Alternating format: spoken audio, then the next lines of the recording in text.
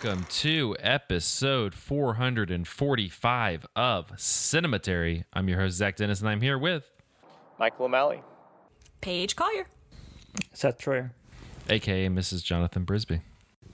Yes, Mr. Ages. In today's episode, we're going to be talking about movies that we saw this week in part one. And in part two, we're going to be kicking off our Don Bluth series with 1982's The Secret of NIMH. Get into some nice rat action. Paige. Damn, we're starting at the peak. I love rat action. Wow. Oh my god. Yeah, his career is kind of like a downward slope, unfortunately. I feel like I only come on the podcast to talk about rats, actually. What was the last rat? Ratatouille.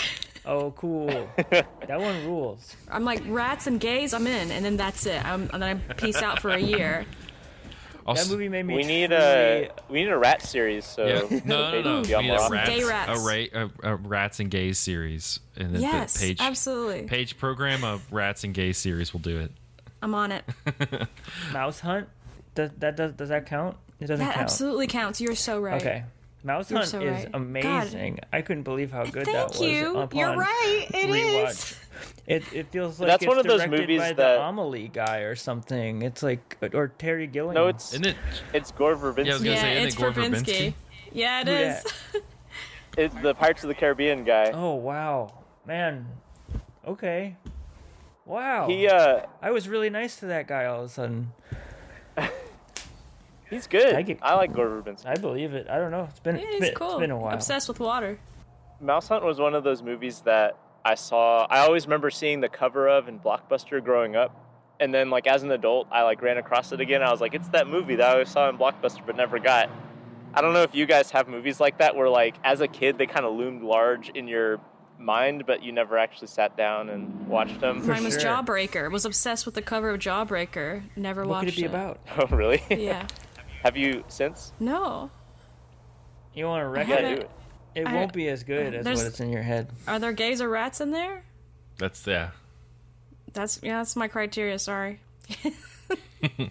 Your movie, do you have a gay or a rat in it? I'm not watching. Anyway, so transition. I don't know how to transition out of that. Bing bong, bing bong. I've got a bing. good transition Go. to the movie I'm supposed to talk Go. about, which has a gay in it. Go for it. Yeah. So I watched The Whale, which is the latest movie directed by Darren Aronofsky and starring Brendan Fraser in a role that won him an Oscar, I believe, right? He won an Oscar? Yeah, for best leading actor, right? Was it leading actor? Was it? Hold on. I should have looked this up, but I'll look it up while I'm talking. But at any rate, The Whale is about Brendan Fraser, who is an English teacher, but because of things in his past that we learn as the movie unfolds, he has like basically secluded himself in his house, at least in part because of his issues with weight gain, which have like severely limited his mobility. And at the beginning of the movie, we find out that he's beginning to show signs of congestive heart failure, and so he's told that unless he goes to a hospital, he only has a few days to live, and he doesn't want to go to a hospital because he says he can't shoulder the medical debt. And so the movie is basically him staying in his house as people come and visit him. It's actually based on a stage play by the guy who wrote the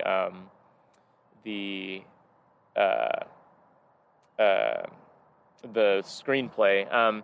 And you can kind of tell because it's like all one location and people are coming in and out. By the way, the Academy Award was Best Makeup and Hairstyling, and also Best Actor. So, That's what I thought. yeah.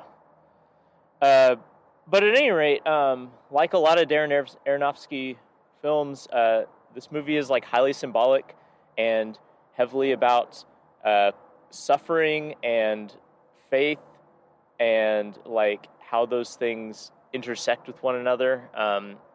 Brendan Fraser's character, you find out fairly early in the film, has left his family years ago, like over a decade ago, because he came out of the closet as gay and started a relationship with the man. And that man was part of a church that is maybe just an evangelical church, but also seems to be a cult, maybe. And that church basically, because of the typical kind of conservative Christian homophobic reasons, like drove Brendan Fraser's boyfriend out of the church. And Brendan Fraser's boyfriend basically had like experienced such psychological trauma from that he killed himself. And that's kind of the beginning of Brendan Fraser's character's trauma. And so a lot of the movie is dealing with these like really heavy themes about the connections between suffering and how that influences what you think about God and how you connect to other people. Brendan Fraser's character is this like outwardly very, almost like superhumanly magnanimous person in terms of his empathy and his ability to see good in people.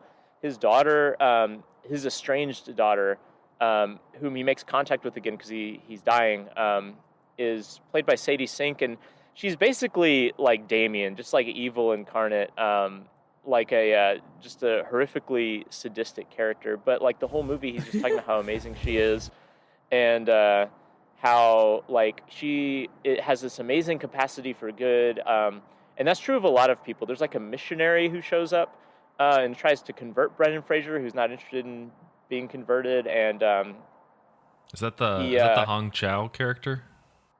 No, Hong Chow is his friend, who is playing a nurse, but it's not his nurse. It's a friend.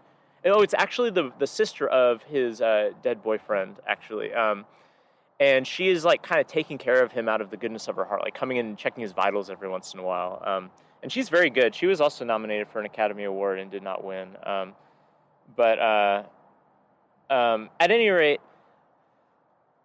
this ends up really being symbolic. You find out later in the movie that like the woman that Brendan Fraser left is named Mary, and so she's had a child. Mary has had a child, and so there's like that. There's like a really heavily telegraphed like a prodigal son reference later in the film. You find out that a character has like stolen money and run away from home and all this stuff, and it's just like full of this like all these biblical images, and is like at the end there's like explicit like spiritual stuff going on. Yay! And yeah, I should Darren. also mention Darren can't help himself. He's gotta. Well, and I'll get to this in a minute, but I love this about Darren. Like, Same. there are very few filmmakers who are operating on that like on that register of like, I'm gonna make a movie explicitly about faith that's all like about symbols for the Bible and stuff. There are very few filmmakers doing that who aren't just like reactionary Christians, you know. And I love him for that. This movie didn't really work for me though. One thing that I have not really mentioned is I did mention his weight, but that is a huge part of the movie. Like there is, because it's like killing him, like his sedentary life and his like problems with weight, like it's like a whole thing in the movie. I mean, the movie's called The Whale in part because there's a recurring motif of this like Moby Dick essay that he just loves and thinks is the best essay of all time and wants it to be the last thing that he hears before he dies, is reading this Moby Dick essay. But also, I mean, I think no matter what people say, I think it would be disingenuous to claim anything other than like The Whale is also referring to Brendan Fraser in this movie. And I don't know. There's been a lot of discourse about like the relationship that this movie has to like Brendan Fraser's like very heavily prosthetic body to be this man that's like hundreds of pounds. And like the movie is definitely playing up the grotesquerie of it and makes a spectacle out of it. And I think that that's kind of shitty. I don't know. It didn't make me feel good, and it's not meant to make you feel good, but it's like a movie about empathy and the importance of connection with people, but it's also about like the body being a prison and material world causing pain and all that. And it's just, I don't know. He could have had any other ailment. He could have just been physically sick with like a disease, and it would have accomplished those themes. But instead, he's a man whose size becomes this symbol, and it's just, I don't know. Maybe it works for some people, and Brendan Fraser is like pretty good, but like it doesn't really work for me. I don't know how. I don't know. Maybe other people it scans differently, but it definitely felt like there's an element of the movie where you're supposed to be gawking at him, and I didn't really like that. I also as much as I love Darren and his Bible stuff, it didn't connect with me this time. Like, I'm a firm defender of Mother. Like, Mother is a great movie. Yeah. I love Noah. Noah's a great movie. Yeah. Like, I love it when he just goes whole hog into the Bible, but I don't know, it doesn't make sense in this movie. There's a bunch of like imagery and, like I said, like symbols and references to the Bible, but I don't really get how they're supposed to add up. Like, Brendan Fraser is kind of almost this like messianic figure because he undergoes all the suffering, and that's like purifying in a way. But also, like, I don't know what I'm supposed to get out of Brendan Fraser being like a Christ figure. Like, it's not that it doesn't add anything to the movie, but I don't know where I'm supposed to go once I get that concept. And the same thing goes for, like, I'm not sure what's the deal with his daughter being just horribly cruel, mostly to Brendan Fraser, the whole movie, and then him just continually insisting that she's great and she's the best thing he's ever done, is having this daughter. And I don't know, like, there's a lot of choices in this movie, but they don't add up to me. And I'm sad to say that, because I want Darren Aronofsky just to keep making Bible movies. Like, that's one of my greatest, like, cinematic wishes. And this one just didn't connect with me. So that's my take on They The should Whale. let him, like, make a series, like, make more Noah-esque movies, but with just different, like, stories from the Bible. Yeah, have like a David and, I would 100% have like do David that. and Goliath. Has there been a good one Yeah, about the ladies that they were offered to rip a baby in half because they both wanted it? That one's been on. There's that's one. There's Oh, another Solomon. untapped yeah. territory. Dude, the Book of Revelation. Imagine Darren Aronofsky unleashed on the Book of I Revelation. know. There you I go. think he was just born too late. Like, if he was born in the right era, he would have gotten like The Bible by Darren Aronofsky, like 20-part series. You know that, by like, Charlton Netflix Heston, or, and like, Charlton Peacock Heston's or like something. nude in half the movie and stuff. It'd be crazy. Yeah, he missed the Netflix wave when they were just like tossing money at just whatever. Like, he should have done it then and like made like a 12. Yeah, he was like up to his elbows in Mother at the time. Yeah, he should have just like gotten in with Netflix pretty early and made like a 12-part miniseries that was just the Bible by Darren Aronofsky. I feel like the cast would It's a be bummer. too sexy. Like, he would pick the sexiest Oh. Bible cast we've ever seen. Oh yeah, Yeah. Like, You got to do that though. Like, what's the point of having a Bible movie if you don't have That's- sexy that's characters? like- Right. Very sexy, very white. yeah. that's like the remake of Ben-Hur. I watched the remake of Ben-Hur, and Jesus in that movie is the most fuckable Jesus of all time. Wait, I gotta see this, Jesus. I do Yeah. want to see that one. You're just like, damn, I like Jesus? Ben-Hur. All right, well, so I mean, do you recommend The Whale? I don't really know what to do with The Whale, because I feel like Did you watch it? no, Did you see that, Tiff, too? I didn't see it. Okay. I was gonna go see it, but it didn't line up. But like, I don't know if it's like yeah, like, is it like Aronofsky, like completionism? Like, I guess what's the point now that we've passed the Oscars? Like, what's the point Yeah. of watching it? If you're interested in Darren Aronofsky's thing, it's maybe an interesting, like, you might be interested in that because it has a lot of his thing in it. If you're like just kind of a fair weather Aronofsky fan, I don't think this is it for you. I will say, you know, this movie has been buoyed quite a bit by the like Brendan Fraser Renaissance folks, and I don't know, Brendan Fraser's fine, but I've been mostly unconvinced by like us rediscovering him as like this hidden talent that, you know, he's got a lot of really awful stuff that happened to him in his life that I feel really sympathetic toward, but I don't, like, The Mummy's fine, like, you know, but anyway, what I will say is I was surprised at how good he was. Like, he is like throwing himself into this movie, and if you're interested in like the Brendan Fraser Renaissance thing, or just seeing Brendan Fraser in a role that allows him very pointedly just like completely move away from his like kind of like affable like himbo past, I guess it's interesting on that level. I don't know. I just didn't think it's like one of these movies. There's a lot of movies that aren't good, and they're not good because they don't take risks. And this is one of those movies that unfortunately takes like all the risks and is still not very good. See, that's why I was kind of excited about it.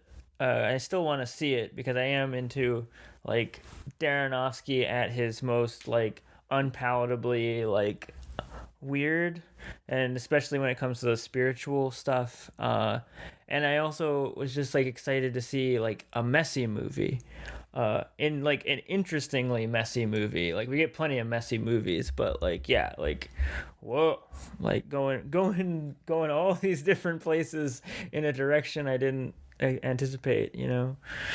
If that's your mindset, like that's probably a good reason to watch the movie. I don't is to anticipate see, me like, a liking messy- it necessarily, but yeah, I am interested in the unfolding drama of his psyche. Yeah, I mean, the last thing I'll say is like, you know, like Mother, even if you don't like Mother, like it's an experience that like you're just like, I might not like this, but it's an experience, and it's balls to the wall, like just kind of crazy. This one doesn't really seem like that. It seems like you're very much This one, yeah. this one is much more in the mode of like The Wrestler, or maybe like it's not like Black Swan in terms of content, but in terms of its relationship to reality. You know, where there's obviously symbolic stuff going on, but we don't really depart into complete allegory mode until maybe the last like 2 minutes of the movie or something. And doubly like frustrating because he didn't even write it, kind of, which is another Yeah, reason although- I was like maybe I won't go, I don't know. I will say he didn't write it, but he found a guy in that screenwriter. Hold on, I gotta find the screenwriter's name real quick. Samuel D. Hunter. He found a screenwriter who apparently has all of the same hang-ups as him. Yeah. Like, if you had told me Aronofsky wrote this movie, I would have believed My you. dude, yeah. Well, The Whale, it's now streaming in different places. It's A24, so I forgot who A24 has a deal with now. It's one of the streaming services, so I would assume it'll pop up there at some point. But yeah, shifting from one Oscar-nominated movie to another Oscar-nominated movie. Fathom. I'm here to talk about Puss in Boots: The Last Wish, which was nominated for Best Animated Feature. This is the second in the Puss in Boots franchise, which is a spin-off of the Shrek franchise, which I know this podcast is is on the record of as being, you know, strong fans of. And Me and Zach go back. We were there. yeah, Seth and I talking about Shrek 2 on our own, you know. We introduced Puss in Boots to the world, you know, in We that. did. We broke that shit. We broke it. In this one though, Puss in Boots is doing his thing. He's voiced by Antonio Banderas. He has a whole mishap, which the opening sequence of the movie, like the whole set piece that is set up to open the movie is pretty great.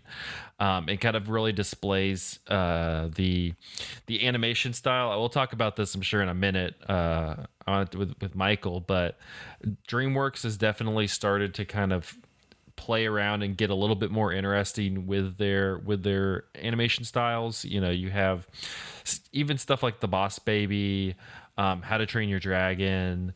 I'm blanking on it, but their most recent movie, The Bad Guys. That's it. Just are like kind of fascinatingly animated movies, and this one is no exception. It definitely takes a lot from Into the Spider-Verse, but that's not necessarily a bad baseline to like work off of. But the opening set piece is really crazy. But at the end of that, he dies, which burns the 8th of his 9 cat lives, and so he goes he goes through a little bit of an existential crisis. He goes and is in like this home for cats where he like has little mittens on, and they're like you know, he's doing the whole, it's almost like One Flew Over the Cuckoo's Nest or something. It's the whole thing. He grows a big beard too, which is really interesting in terms of cat. Just a big old cat beard. But then he's kind of thrust back into the action of being Puss in Boots when he finds out that there is a number of people looking for the mythical Last Wish, which Puss in Boots wants to use to restore his 9 lives. You also have Goldilocks and the Three Bears, who are played by Florence Pugh, Olivia Colman, Ray Winstone, and Samson Kayo as like this like Cockney British family, which is like mafia family, which is kind of fun. And then you also have John Mulaney playing Jack Horner, Jack Be Quick, who is like who's like this evil capitalist trying to create this like pie empire, but also is like obsessed with magical items and like collects all these different things. And honestly, like a unhinged, great John Mulaney performance, just really good in this as like this kind of side villain. But then the kind of the main villain that you have is voiced by Wagner Moura from Narcos, and he is Wolf, but he's pretty much the personification of death. And he's incredible. I love him. Which is just this. It is a great design. He's really scary. He's super scary. It's really great. Just like this wolf with these two like kind of sickle scythe things, like having like the deliverance whistle going on. Like it's just like he's fucking great. But overall, like a really entertaining movie. I think it's kind of one of those, you look at it, you look at the title, you're kind of like, oh, it's just a cheap Shrek spinoff, just to kind of make some money.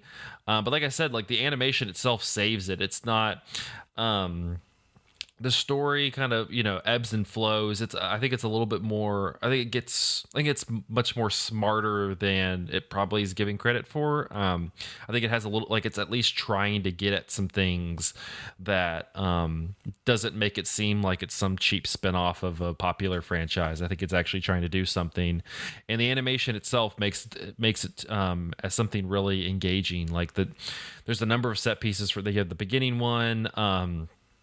At one point, they end up in like this kind of mystical forest that whoever is holding the map for the forest, it like shifts to the different trials that each person faces. And so there's this constant like moving of color and scale and shape in landscape for whoever's holding the map. So you're constantly kind of going through this shifting motion there. But I really liked it. I thought, like I said, the voice performances are really good. It's frequently pretty funny. And I think, again, like much more than just kind of going, hey, let's just continue to bleed dry the Shrek franchise. If anything, it's kind of like this nice little jolt that, if they are going to like jump back into the Shrek franchise, like I hope that they incorporate, some of the animation and some of the styles that they kind of, introduced in this movie, because I think that would be like a nice pairing between what Shrek's doing. But Paige, I know you and Michael saw this movie. You have any thoughts on Puss in Boots: The Last Wish? I saw it on Valentine's Day, and I loved it. I was really mad because... Good Valentine's movie. I was mad about all the people that were bugging me to go see it, because I was like, I don't want to see the sequel of a spin-off of a Shrek franchise. I just don't want to do this. And I didn't either. I'm still scared. I did not want to do it. But then, like, there was nothing happening for Valentine's Day. We had no plans. So I was like, I guess we're doing this. And it was great. I loved it. I thought it was phenomenal. I thought that the fight sequences were excellent. I thought it was genuinely very funny. I expected to hate this little dog character, Perito. Loved him at the end. He made me cry. I was just embarrassed by how emotional the movie made me. I thought it was... Oh, and I just am, like, completely in love with that wolf character. And I am not alone. I don't know why I did this. I don't remember what question I was looking for, but I looked up on AO3, which is a big fan fiction website. Just curious what the most popular relationship in the Shrek universe is, and the most written about pairing is Puss in Boots and Wolf. So, and that wow, know, and Shrek just months after its release. Shrek has been around for so long. Dude, I thought for sure Shrek and Donkey. Like, yeah. Yeah, so Oh, I forgot the best character of this movie. I was waiting on you to. Yeah, I to forgot bring the this best up. character of this movie, which is a little grasshopper that I think is pretty much trying to be, or a cricket that's trying to be Jiminy He's Cricket, so good. but is named Ethical Bug. That the whole time is just doing an impression of Jimmy Stewart. that I personally love, because I also do unnecessary impressions of Jimmy Stewart that doesn't hit with the modern audiences of today. Then nobody's going, oh, Kids these days, they don't know James they're Stewart. they're not going, oh, James Stewart from a plethora of Anthony Mann westerns. They're going, what are you doing, Zach? Like, what's going on? So I appreciated that there's just this unfiltered, amazing Jimmy Stewart impression that this bug has over the course of the movie. It's fantastic. Shout out to Ethical Bug. He also gets some of the best jokes does. too, because he's like trying to be the conscience of Jack Horner, and so he's just increasingly disturbed at what this villain is doing. Yeah, he's constantly just going, what are you doing, Jack? He's also not a voice actor. He was a production supervisor for the film, and he was like, you know what? Probably did. That's so good. Let me in, coach. He probably did a Jimmy Stewart impression, and they were like, "Screw it, let's throw that in there," which I love. That's the best story. Michael, what did you think of the movie? I thought this was good. It was pretty funny. It was probably the funniest like Shrek adjacent movie since like Shrek 2, which is a low bar, but it was actually a pretty funny movie. And like I love the animation. One of the things that's cool, like that's kind of a very specific thing about animation. The animation that's cool is like there's a lot of stuff that is like Into the Spider-Verse, and like Into the Spider-Verse, it kind of drops some of the frames so because computer animation looks very smooth. That's kind of like the thing it does really easily. But then it'll drop frames and it'll make it look almost like anime or something. And this movie in particular only, at least when I noticed, it only drops the frames when the characters start moving fast, like in the fight scenes and stuff.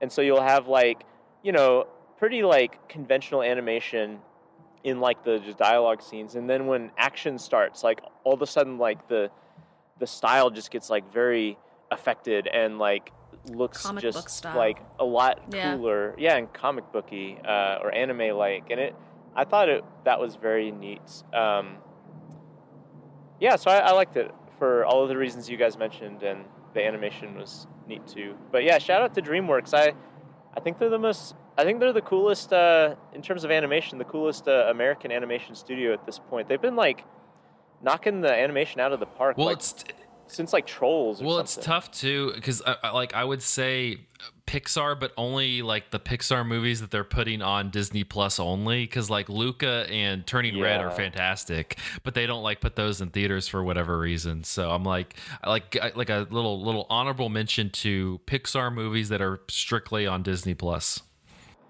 But even then, like, and I like those Pixar movies a lot, but in terms of like willingness to experiment and like kind of see like what animation can do when it's like not constrained by just kind of photorealism, but also still taking advantage of all the cool procedural things you can do with the computer. I don't know, like they're really pushing the envelope in a way that even Pixar isn't. Like something like Luca looks very cool, and Turning Red looks very cool, but it only like kind of hints at the like really formal experimentation that like Puss in Boots does, which is weird to say. That is weird to say. I think also like outside of the bad guys, DreamWorks kind of has like these like they have these stable franchises. They have like Shrek, they have How to Train Your Dragon, Trolls is a franchise, like they have these things that they know people will kind of. So I like also that they're going like, let's experiment with this, because they're just like, people are probably going to show up to a Puss in Boots movie regardless. So I like that they're at least still like trying stuff and not just kind of, again, like phoning it in when they could easily just phone it in and make some money.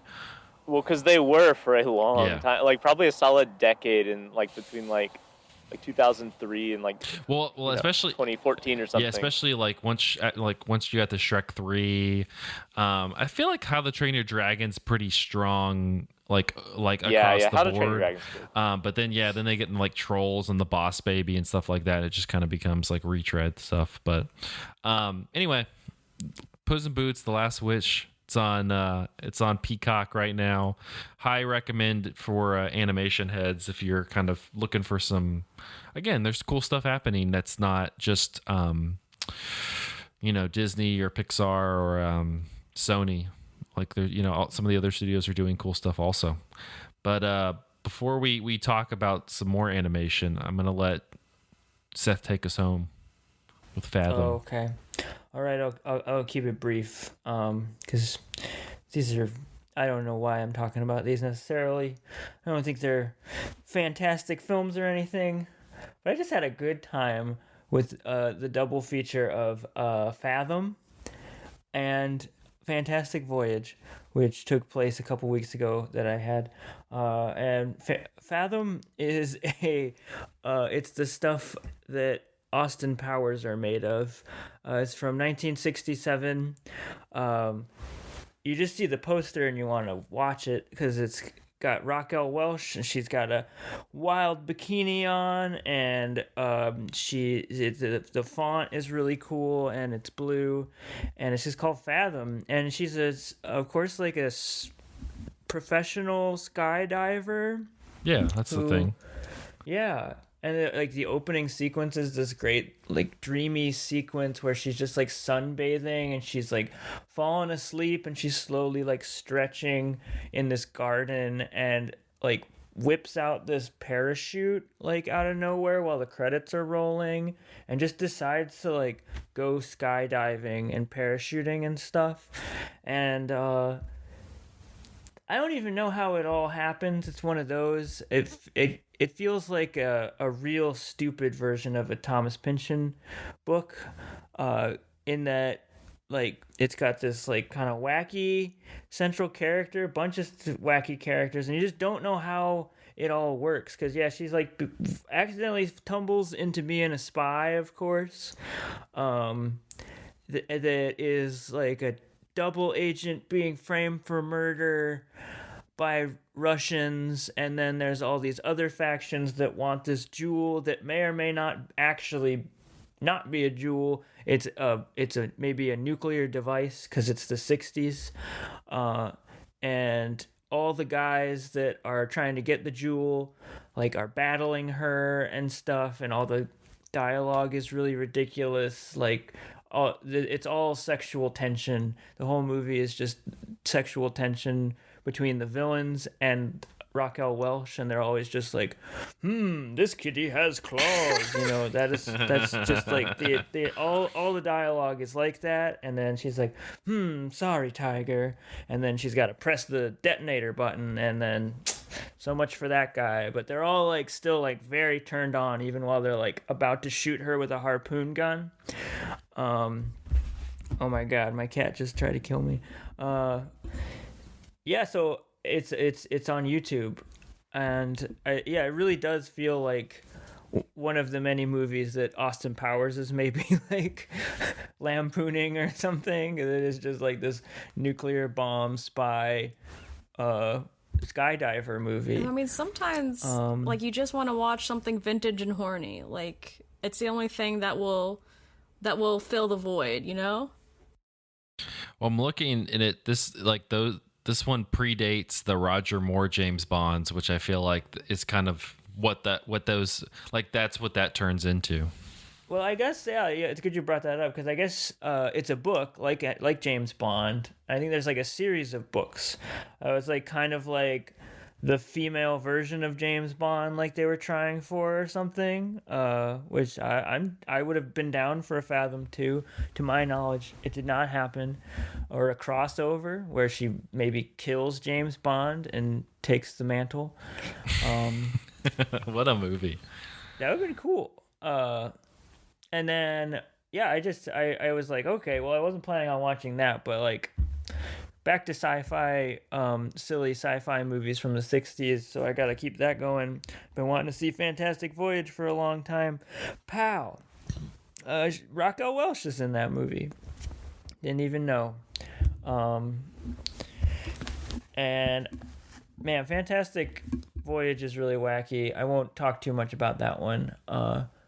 But it's just like, it's the original like we're going Osmosis Jones style into somebody's body. And for some reason, I by the end of the movie, you forget why they're even doing it. It's something important about, like, I don't know, curing some spy's brain. But one of the spies from Fathom.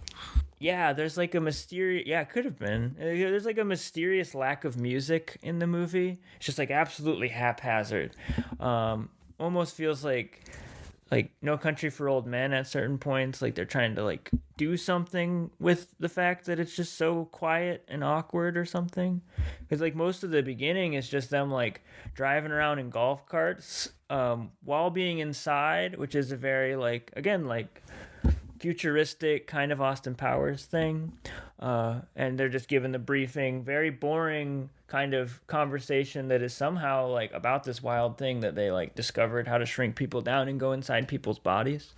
But yeah, it's all kind of, it's very fittingly clinical. And Raquel Welch is kind of just like in the background being Raquel Welch. She deserved more in this movie, especially after what I saw that she could do in Fathom. I haven't seen that movie in a really long time, but am I remembering correctly that like they're injected into this guy via his like butt, like the something, or like his thigh or something? They like, I don't know. Somehow that memory is there, but maybe I'm constructing it. It's something like that, but it's not like his butt. But I think not like his butthole, but like his the meat. Yes, you know? I think they like probably say it really fast in a very technical way. But if you broke it down, it's probably his butt. The butt meat. All right. Well, both of those are on YouTube, you said? No, Fantastic Voyage. I had to library that shit. Okay.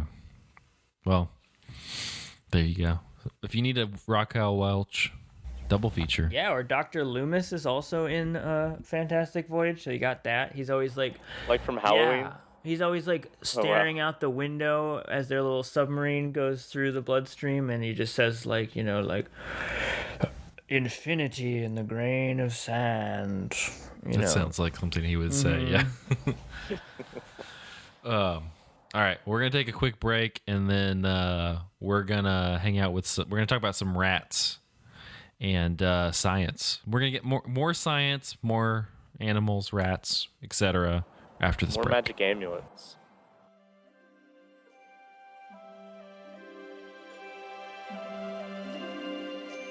Dream by night, wish by day, love begins this way. Loving starts when open hearts touch and stay. Sleep for now, dreaming's how lovers' lives are planned.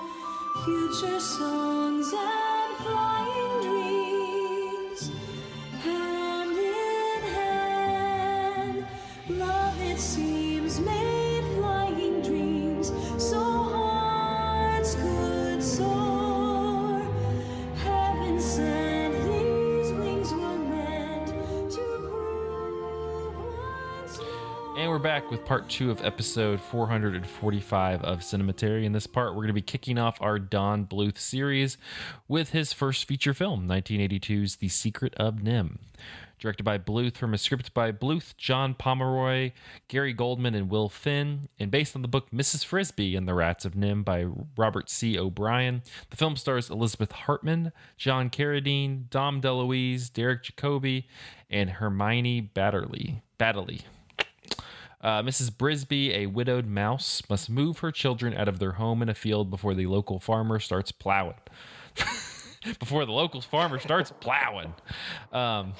But it's like, imagine the local farmer plowing being like this apocalyptic event. Unable to leave because her son is ill, Mrs. Brisby seeks the help of nearby rats who have heightened intelligence after being the subjects of scientific experiments. She receives an unexpected gift from the elder rat Nicodemus. Soon, Mrs. Brisby is caught in a conflict among the rats, jeopardizing her mission to save her family.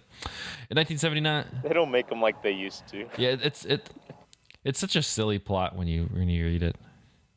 In 1979, Variety announced that writer, director, producer Don Bluth joined 7 animators and 4 assistant animators in leaving their positions at Walt Disney Productions to form Don Bluth Productions.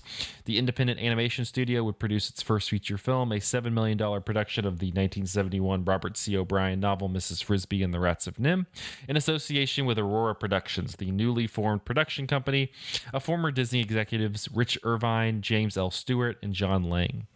A Wall Street Journal article published the same day reported that Bluth's animators left Disney after the studio passed on Mrs. Frisby and the Rats of NIMH, as the studio already possessed film rights to a number of popular novels and had, quote, no incentive to buy or work on anything new. Bluth obtained the rights to O'Brien's novel in 1979, and in 1980 moved from his home garage to a larger office space to begin searching for additional animators and voice talent. While they were still working at Disney, the Bluth Productions team members produced the 27-minute short film Banjo the Woodpile Cat as a side project to gain other production skills that the company and their animation program were not addressing. Bluth asked Ron W. Miller, Walt Disney's son-in-law and the president and CEO of the company at the time, to view Banjo, but Miller declined. As Gary Goldman recalled, quote, that pulled the enthusiasm rug out from under us. We had hoped that the studio might like what we were doing and agree to buy the film and allow us to finish the short film in the studio, which would allow us to recoup what we had spent in terms of money and the many hours that we and the other members of the team had invested in the film. Have you seen that movie, Zach? No, but the title is amazing. Yeah, it's hit and miss, but it's worth a watch. Okay. At the onset of production, filmmakers conceded that their biggest struggle would be finding a way to make rats appealing. Animation was estimated to cost roughly $80,000 to $85,000 per minute, and promotional materials revealed that the project would be filmed 4 times in its entirety, one in sketch form, one in rough animation, once in final pencil animation, and once in color. Preposterous little furry things with tails. It can never be done. The They were really rat saturated. They had a lot of mice and a lot of rats. The title was changed to The Secret of NIMH, while the main character of Mrs. Frisby was renamed Mrs. Brisby due to copyright conflicts with Frisbee toy manufacturer Ramo. Okay. Because I was always like, what do they think, like, Frisbee's a silly name? Like, they're already making a silly movie about silly mice that talk. Like, it was just... No, it's all... Big Frisbee got involved. Big Frisbee got involved. Okay. Well, at least they weren't being cowards. According to a December 29th, 1982 Variety article, Bluth raised The Secret of NIMH's final $6.5 million budget from private financiers outside the film industry after investing $250,000 in the cost of his new studio. MGM, which had formed a merger with United Artists in 1981, quote, had no faith in the project and chose to release the film in a rollout campaign starting on the West Coast and moving east. Bluth was forced to independently raise $4.2 million through private funding for MGM United Artists advertising campaigns. In August 1982, LA Times... Man, making movies sucks. Holy shit. It does. An August 1982 LA Times article reported that Walt Disney Studios banned multiple film buyers and theater owners from booking The Secret of NIMH as a double feature alongside the studio's Tron. Although Disney claimed that they preferred Tron to be paired with another Disney film, the article suggested that the company remained bitter over Bluth's departure from the company. Bluth indicated interest in bringing a lawsuit against his former employer, although the pursuit of any additional legal action is undetermined. Poor Disney people. In 1982, the New York Times said The Secret of NIMH is a resourceful and valiant, though unsuccessful attempt to revive the kind of animation feature identified with the golden age of Walt Disney, the era of Snow White and the Seven Dwarfs, Pinocchio, Dumbo, and Bambi, among others. 1982, Times said The Secret of NIMH is more important as Don Bluth's declaration of independence on a form of popular art that can infuse every corner of the imagination with its rainbow light. If Uncle Walt were to gaze on his renegade nephews, even he might approve. In 1982, Roger Ebert said The Secret of NIMH is an artistic success. It looks good, moves well, and delights our eyes. It is not quite such a success on the emotional level, however, because it has so many characters and involves them in so many different problems that there's nobody for the kids in the audience to strongly identify with. I guess you could say that the Disney tradition lives, but that the Disney magic still remains elusive. I guess you can say Roger Ebert still drives me fucking crazy. I guess you can say opinions can be wrong. Yes. On that note, let's talk about the secrets of secrets. It's not one secret. The secrets of NIMH. There's many. Wait, is it plural? I've Yeah. been thinking The this whole secret. time it was singular. No, it's singular. It's the secret of NIMH. I take missed that the other back. secrets. I'm just. Not been okay. There's paying a lot of attention. stuff going on. You know, they Man, got. I went right with you. There's another secret. I don't know. There's a lot of secrets going on. Anyway, the secret of NIMH. I'm gonna start, Paige, since you're the most researched out of all of us. I'm gonna let you start. Oh my god, I am over researched for this. So, I read or listened to the audiobook Mrs. Frisbee. I read a big chunk of Don Bluth's autobiography and specifically read all of the Secret of NIMH section. Watched so many interviews, just read as much as I possibly could because I was obsessed. What's the name of that biography? I would love to read it. It's called Somewhere title. Out There. And yes, and it's pretty recent. I think it's called Somewhere Out There. I might be. I literally downloaded it today and read it for like 3 it's hours. Somewhere Out There, My Animated Life.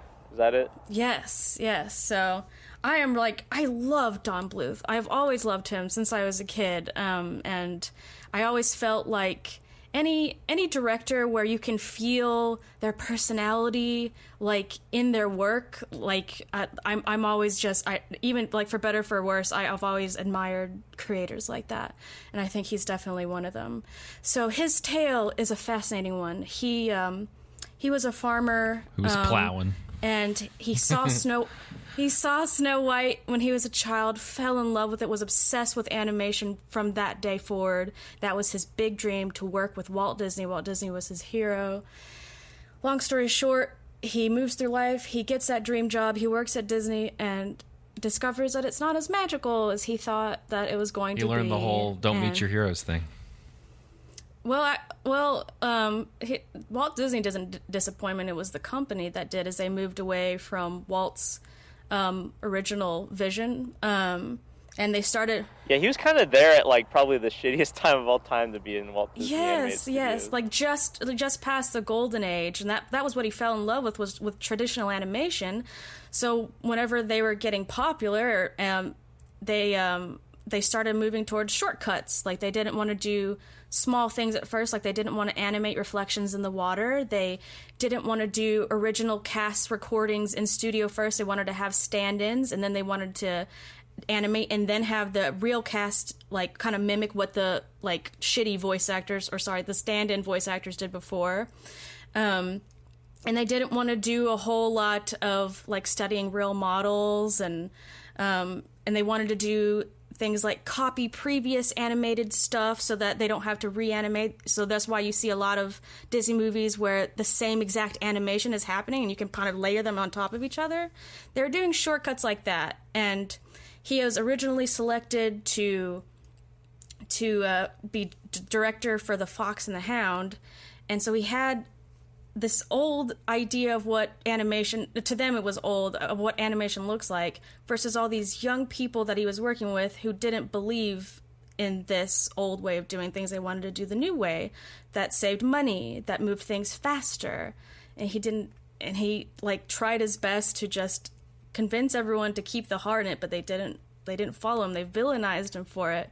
So he left, and these group of people followed him because they believed in his vision. And this movie it's like this was their effort in keeping traditional animation alive. It was a passion project where they worked hundreds of hours in his garage to begin with, and then they finally found a place, and it was also a big fuck you to Disney. Like, yes, audiences will still resonate with this kind of animation. And you can just feel that. Like, he didn't shortcut anything. He didn't believe in shortcutted anything. So, I love it. And the entire thing is based off of a real place, the National Institute of Mental Health, where they performed real experiments on rats and mice, not for longevity and intelligence, but for overpopulation.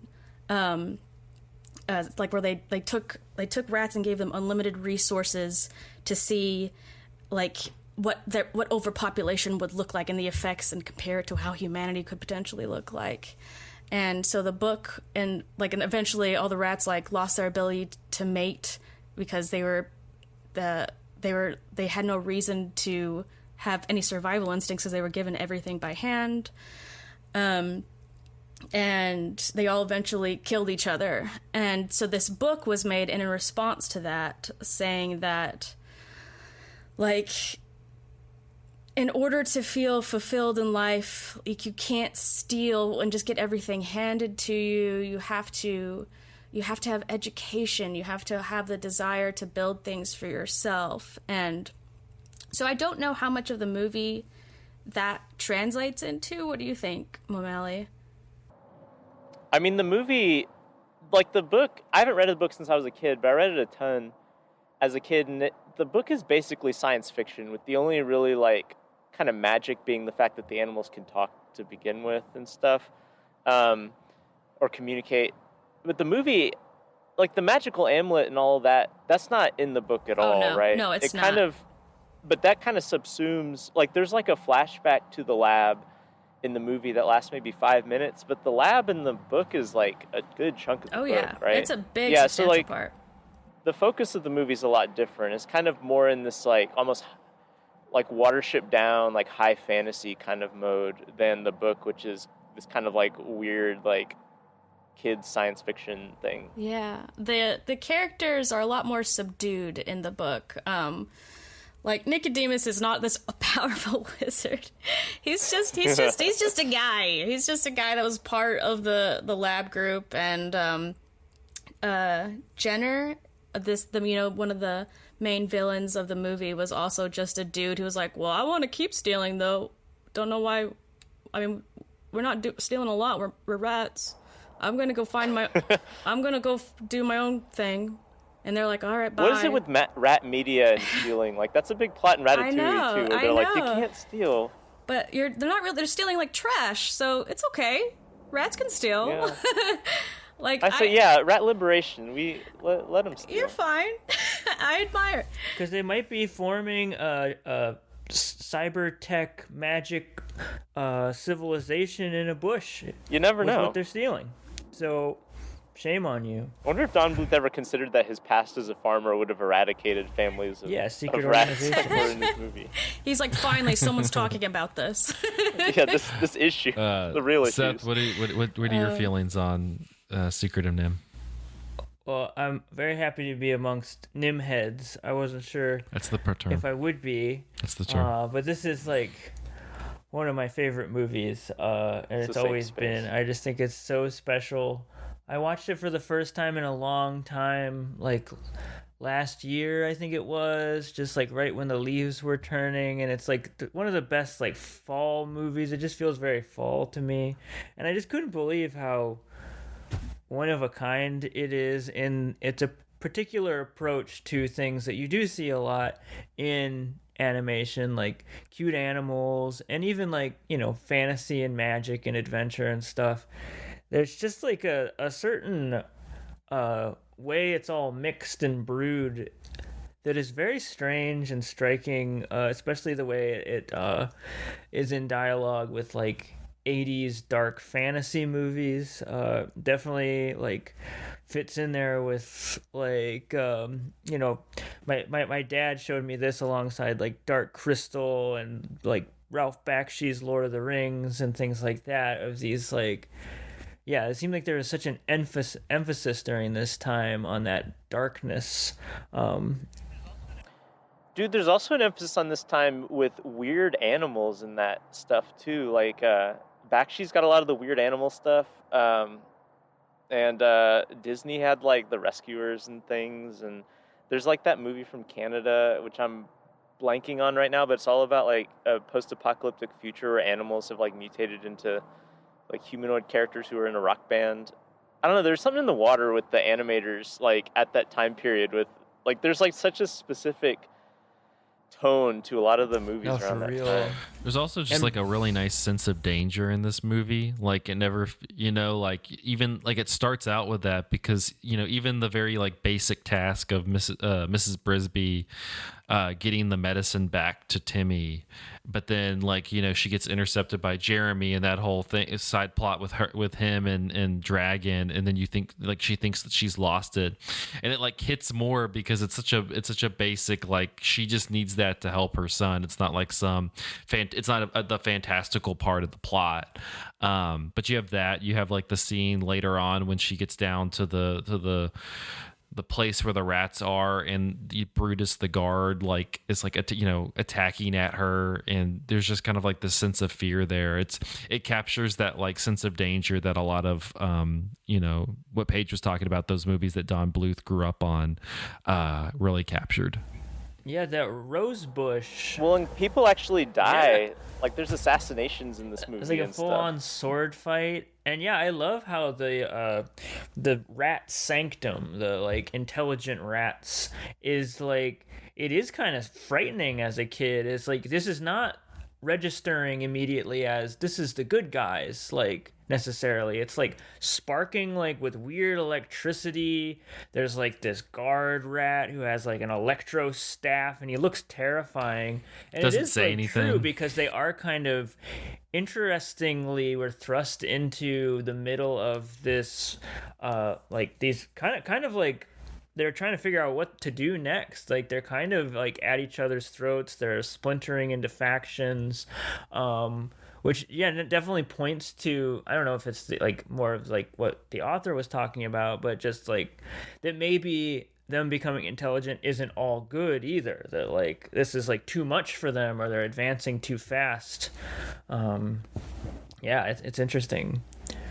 Well, that's very lonely to no longer be a rat, but not be human either. Just something new and in between. There's that thing where they talk about Mrs. Brisby's husband, Jonathan Brisby, who had been one of the lab rats, and they were saying that he was going to outlive her. Like, she would have grown old and died, and he would have still been young in terms of the lab rat's life. And that's a very like melancholy, like almost scary.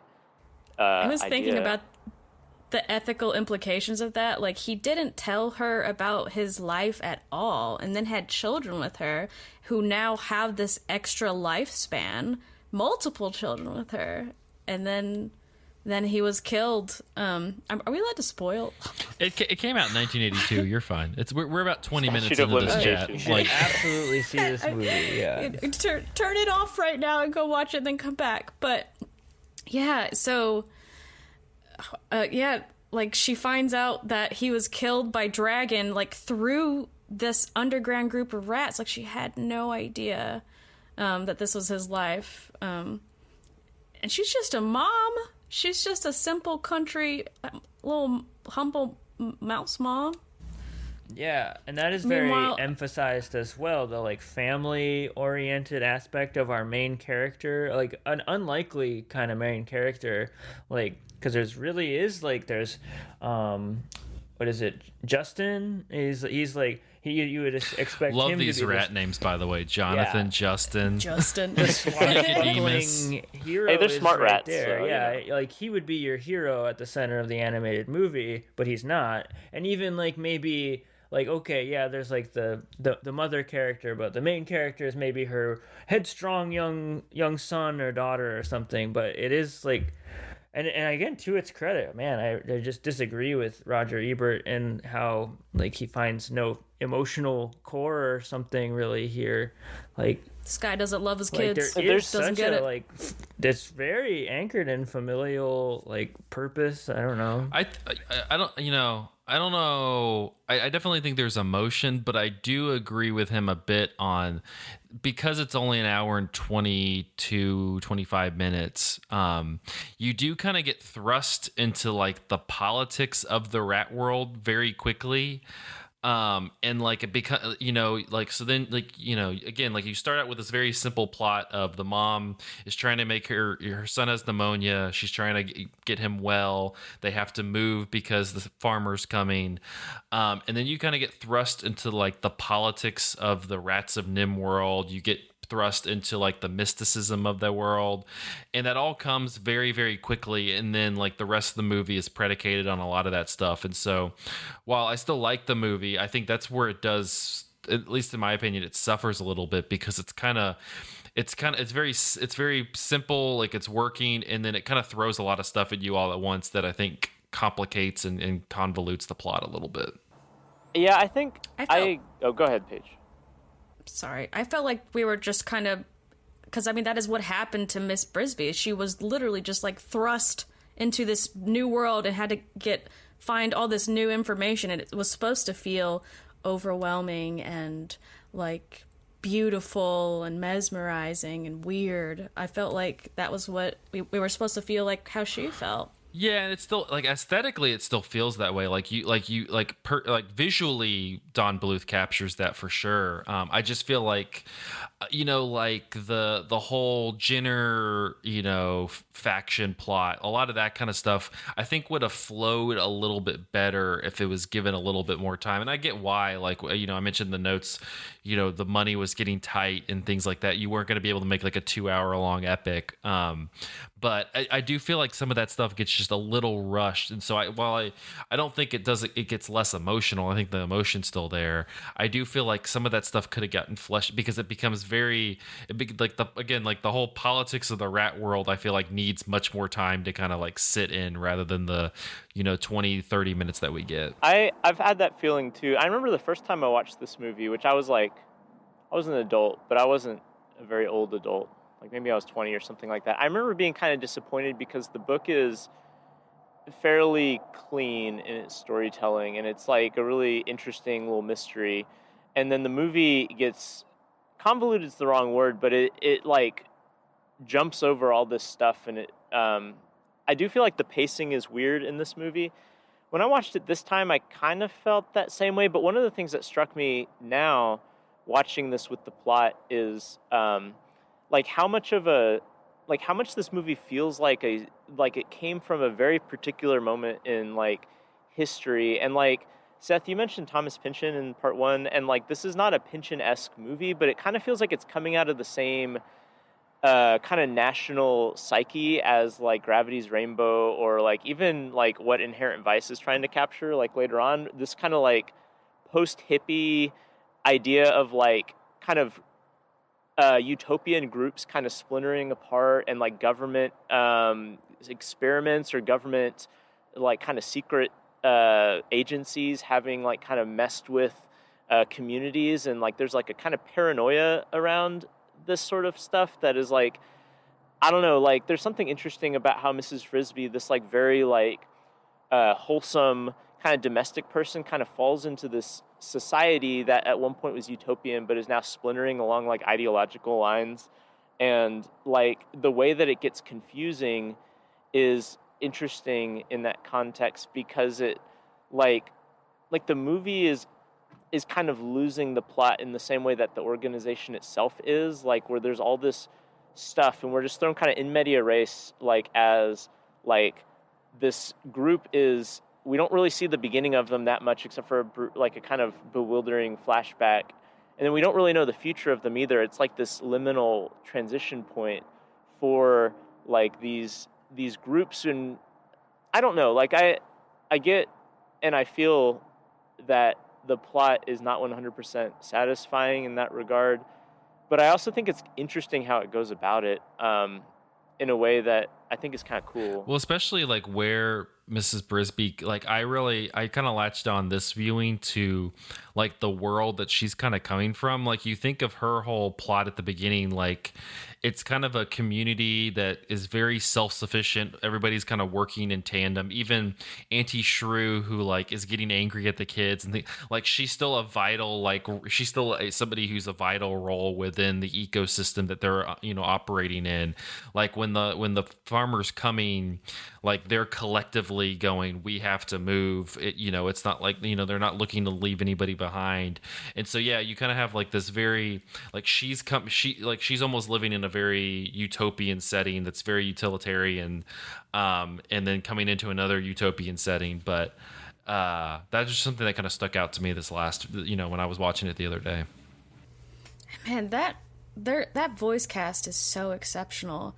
The way that they were describing it when they were making it is that they believed that when you cast for voices and music add texture to the film, is what they said, texture. And I was thinking, like, that is the best way to put that. I think that all of them add such different flavors, and so a lot of these people would like go into the studio, and Don or whoever was there would watch them, and that would add the flavor to the character. Like, for example, John Carradine, the Great Owl, phenomenal performance. Oh my gosh! Whenever One of the best characters. He's a great character actor.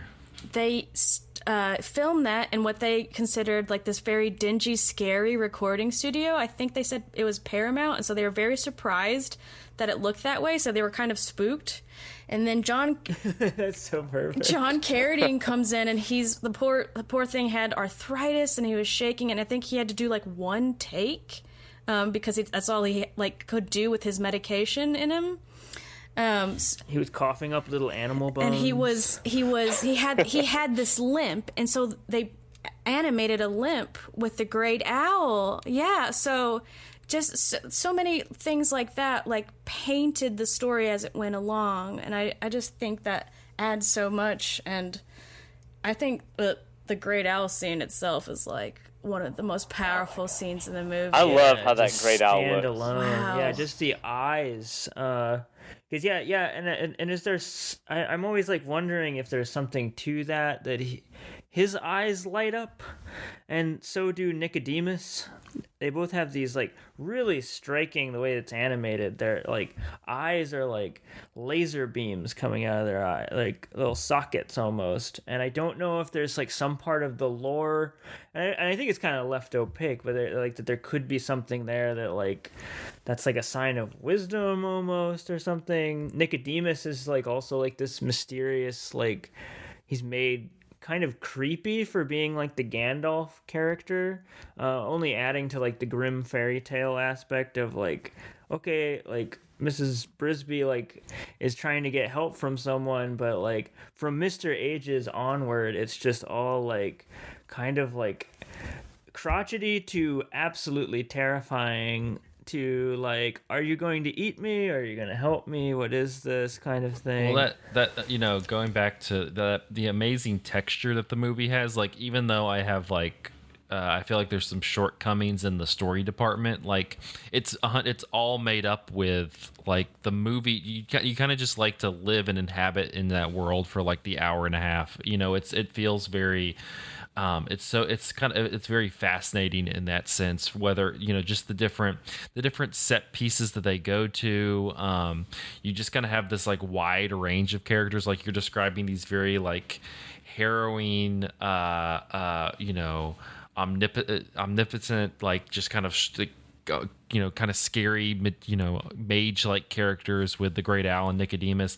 But then you have like Dom DeLuise, doing the crow voice and and things like that. I think it's hilarious. Yeah, like you just kind of have like this wide range. But you also just kind of feel like you have these very, like they are really strong voice performances across the board, just because they feel very imbued in these characters. Like you don't feel like it's let's just toss in this star to like do this voice because there's some star power behind it. Like you feel like everybody's giving a performance that feels in nature of the character. I love to, and because you touched on it, but I love the animation in this movie. It's so funny that and just like cathartic that Don Bluth left Disney and made this movie with like a ramshackle like shoestring budget, because this movie completely eats the lunch of like any movie that like Disney released within a 5-year period on either side, of this, like, and Disney had like all the resources and clout and stuff, but they were like diverting their resources to other things and letting their animation kind of wither on the vine. Like if you look at like again, just like The Rescuers, which is a movie also about, well, not about rats, but about mice.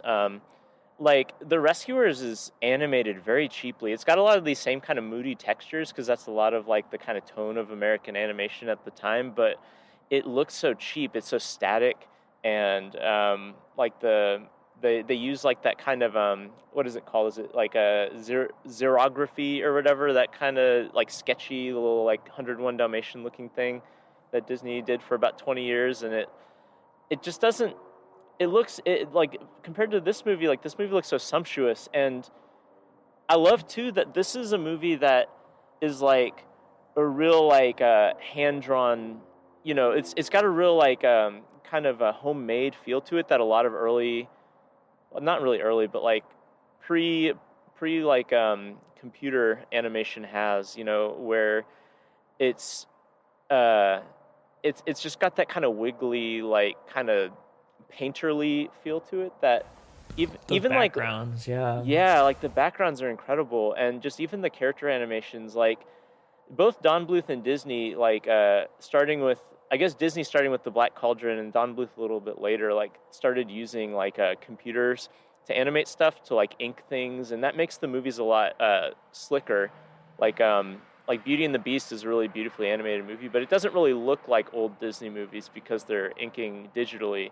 And Don Bluth did that too, and like most animators eventually did that because it's so much easier, and like I get why they do that, but there's like just a particular look that the like pre-digital inking has that is just incredible, and I love it. And it makes sense that he likes all those old, like kind of like pre-World War I or World War II Disney movies, like Dumbo or whatever, because like those are when like the Disney animators like had every resource imaginable, and they created these incredible like moving painting movies. And this movie, of all of Don Bluth's movies, feels like the one that is like most reaching specifically for that vibe, that kind of like early Disney vibe, but also mixed with that kind of moody and dark like early 80s animation. I don't know, I love how this movie looks. It's truly a crossroad moment. Like it is and echoed in the plot, even how it works is like that it is still going for, which Disney was starting to go maybe more insular with their stories, like more like characters, like it's not like the end of the world, or there's no like, you know, big huge climactic battle with a dragon at the end, but there is a cat named Dragon, and there is this sort of mergence of reality, and there is like a familial focus at the center of it, but there is also, they have swords, there's like this callback to like medieval, it does feel like it's like animation Armageddon or something. It's just like all this stuff from the past of Disney, and then all this stuff that's sort of like happening in its present. It's like all warring with itself, and it is kind of about to be kind of like the last of an era, sort of this sort of more reaching for a more epic, like wider in scope, less for children kind of movie. It's an odd movie in that way. It doesn't fit in very well. It's not something that, I don't know, I could see some parents kind of turning this off, like at least just out of just like what is this? And they Let's did just turn. Yeah, during that time, that was absolutely. a major like issue, and that was part of why Don Bluth left Disney. Was they would do these test screenings with children, like they did with the Black Cauldron, and in its original form, they were so disturbed by it that they just had to tear that shit up and try to make it less scary. And Don was like, "Hey, no, I like my shit fucked up, thank you." So he was just tired of this sanitization of like this fear of letting kids see dark things, of letting them see sadness, of letting them feel intense emotions. He didn't want that. And also, you can feel that in his movies. He's not afraid to let kids be a little bit fucked up after his movie. Right, which still continues to be controversial and a hard thing to sell. Like, it still is like this sort of like divide of like half the people in the room, it seems, on these movies are like, okay, well, we're gonna make a quick buck off some kids with some funny animals. Then the other half are these like Don Bluth types who have, yeah, like kind of like unexpected wild ideas and like a different sort of attachment to fantasy and like animation and cartoons. Even they're not seeing them in a childish way, but like they have kept them with them through adulthood. Yeah, I mean, we've talked about Leica a lot, and I feel like that's a good. But I feel like in terms of really separating themselves and like finding a firm like vision within their work is something like Cartoon Saloon, and especially like the work of Tom Moore. Like that feels like it can be very cutesy, but I feel like at the same time it really has like an edge to it. There's parts in Secret of Kells and Wolf Walkers that are it's not cutesy. Like it can be pretty scary. There's that kind of fear of danger imbued in it, and I feel like while watching NIMH, I was thinking a lot about Wolf Walkers and some of the Tom Moore animated movies. Yeah, and at the same time, like there's something special about this movie in particular, because like Don Bluth has like dark, melancholy stuff throughout his movies, especially like his '80s movies, like An American Tail and Land Before Time. But like there's something. A lot of those movies don't hit the tone that this aspires to. Like this aspires to like a very particular tone that's kind of like demographic agnostic. You know, like most of Don Bluth's movies are very solidly like within a demographic, and it's mostly for children, but it's like for kind of children who are maybe going to be scared a little bit by it, or maybe like with Titan AE or Anastasia a little bit older. No, Pebble Penguin is fucked up, man. You gotta read between the lines. But like, I don't know, like there's something about this movie that like, it feels like it's for the kind of person who like by the end of the 80s would have been starting to get into like anime and like the Studio Ghibli stuff that would have been starting to be imported to the United States by this time. Yeah. Like it's got that kind of like a Nausicaa or something like that vibe where like this could clearly appeal to children, but there's something about the way that this is made that is kind of like indifferent to whether or not it is children watching it. And I like some of Don Bluth's other movies, but they're not really like this. Like this is like kind of stands out in his movies in terms of like the kind of movie that it is. And I dig that too. No, it truly feels, my thing about this movie, it always feels like something that we would just only be able to read about, and we'd like see stills from or like concept art. Like Don Bluth was going to do this crazy like cyberpunky fantasy, like gritty.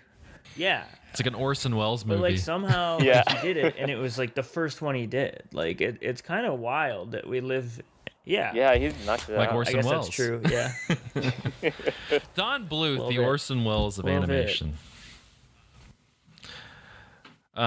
Any final thoughts on NIMH before we wrap up? I do want to I want to throw out some of the stuff that Don Bluth did around this time. That's kind of interesting too, because Don Bluth was, I don't know exactly where he got his money, and he didn't have a lot of money compared to like Disney, but like he got a lot of projects, like some of it at Disney. Like he did this, his stuff at Disney is kind of saccharine in the way that like a lot of like Disney shorts are, but especially that one Banjo, the Woodpile Cat, like definitely feels like Don Bluth doing his thing, where it's got like weird kind of dark stuff in it, because it's like this cat that runs away from home and gets kind of caught up in city life. It's kind of like Oliver and Company, if you've ever seen a Disney movie, but it's got like a little edgier stuff in it. And then he did this like Christmas movie called The Small One. That's about the donkey that that Joseph and Mary rode to Bethlehem, and like this donkey is like just ostracized because he's like a runty, like the runt of the donkey litter, or I don't know how donkeys give birth, but he's the runt, and a bunch of the movie is him trying to be sold, and no one wants him, and then finally Joseph like takes him, and he takes Mary to give birth to Jesus or something. Jesus in a way is coming too. And like in both of those movies are kind of weird and sad, but also very sweet and saccharine. And the other thing that he did around this time that was kind of interesting is he got into video games. The Dragon's Lair. Has anyone played Dragon's Lair? It's not a very good game, but the cool thing about it, it's basically a game where everything is QuickTime events. But the hook of the game is that it's an animated game. Like it looks like an animated movie, and you're like a knight that has to rescue this princess, Princess Daphne. You're just from this activating dragon. scenes basically to watch, you know. Right. And this, you played it in arcade, so if you missed your QuickTime event, you lost your quarter. It was a real scam, but like the animation is kind of cool. Like, I don't know, it's like a precursor to like the kind of CD-ROM games in the 90s, you know? It kind of has that vibe to it, but with cool animation from Don Bluth. So anyway, like yeah, go ahead. I was texting Michael yesterday. I was like looking up stuff on Dragon's Lair, and allegedly Ryan Reynolds is trying to make a Dragon's Lair movie right now, which sounds like just like you're like, oh, Don Bluth resurrected, but then it's like, oh, Ryan Reynolds. It's not gonna look. It's like that. It's like that Simpsons scene where like Homer is buying the doll, and he's like, "This is a doll. Oh, that's good. It is cursed. Oh, that's bad." And like it keeps going back. Absolutely. Yeah, I don't know. Like Don Bluth's interesting. Like especially this kind of like crossroads Don Bluth. It's kind of interesting because he's got his like fingers in all these like different projects, and I don't know. It's neat. Yeah, I love that he's striving for something that doesn't quite fit in. And again, like it's almost like he knew like where we were headed with mainstream animation, and he knew he had to do it while he could. Which I do think while there's like really great stuff that happens, we are like as far as English speaking audiences are concerned, like, you know, it seems like it's still barely like we're still barely able to sell Studio Ghibli stuff, like, you know, sometimes, let alone something that's more like dark or even for adults, like in mainstream cinema, things like that. And I think this was like maybe a stab at that, and in the same way that maybe like the Ralph Bakshi Lord of the Rings was, or Plague Dogs, Watership Down, even, which we compared it to. But I just adore this movie. It'll always be so special to me. There's just like, I don't know, like plot aside, there's just something about, I don't know, the raw aesthetic, the vibe, I don't know, leaves and reds. Oh, I also wanted to ask you guys about like magic and what is magic doing in this? Like, how do we get to magic? Like, I know it's like because it's probably reaching for this like other part of Disney that he loves, but it is like this. It's a techno rat thing. Like they are into electricity, and they've like advanced to that level. And there's like super brainy, but like it's almost I've always wondered if like that's part of what's going on here, is like that the rats have gone even further than we have or something, because there is like levitation, there's like borderline like weird Tesla stuff, and then they have the magic amulet like that can do crazy like magic stuff. I fully believe that a lot of the deal with Don Bluth is he wants things to be felt, not understood a lot of the time. If he's like, you know what, I want you all to feel mystified. That's the goal. I'm not going to put a cool reason behind it. There it is. You guys feel like mystified walking into this cave? Then I did it. And it's left for us to wonder about, which Yeah. I like. Mm-hmm. I like that it's not necessarily touched on, because that would only bring down an already like kind of over the children's head kind of movie. Or he would think like, this would be fun to animate. I'm gonna do it. Like putting some sparkles on some shit for no reason. I'll do that. He loves putting does. sparkles on shit. Mm-hmm. There's so many sparkles in this movie. I love it. Yeah, I don't know. I just love that idea that's in here that like they went through technology towards something that looks like magic, I guess, which is just kind of awesome. I feel like that, like especially at the time, like if you read a lot of like science fiction or like that sort of, there's that idea about like the kind of blurring of the lines between like sci-fi and fantasy, because you get like steampunk, like Arthur C. Clarke like sort of thing where like, you know, alien technology is fundamentally like magic, and like even like the Bakshi stuff, like Wizards. Have you ever seen Wizards? It's like that kind of thing where it's like this high fantasy imagery, but they've got like machine guns and stuff. I don't know. like I said, like there's something going on with like all the American animators at the time. They're all preoccupied with the same stuff. I don't know.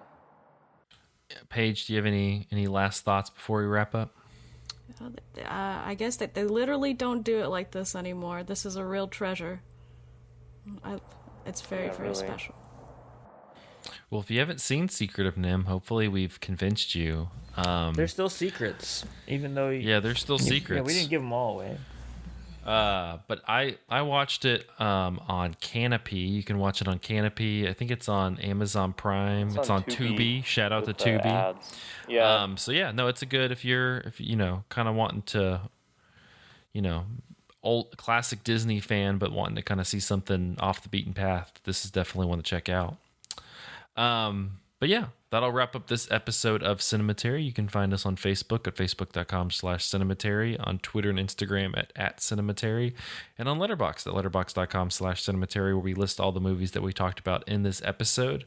If you'd like to support the show, head over to patreon.com/Cinematary. Big thanks to our patrons, Cam, Chad Newsom, Candace Sisson, Ron Hayes, Teresa Marsati, and Tyler Chandler. We appreciate your support. Next week, we're going to be continuing our Don Bluth series with 1986's An American Tale as we scale through the Bluth filmography. Until then, thanks y'all for listening.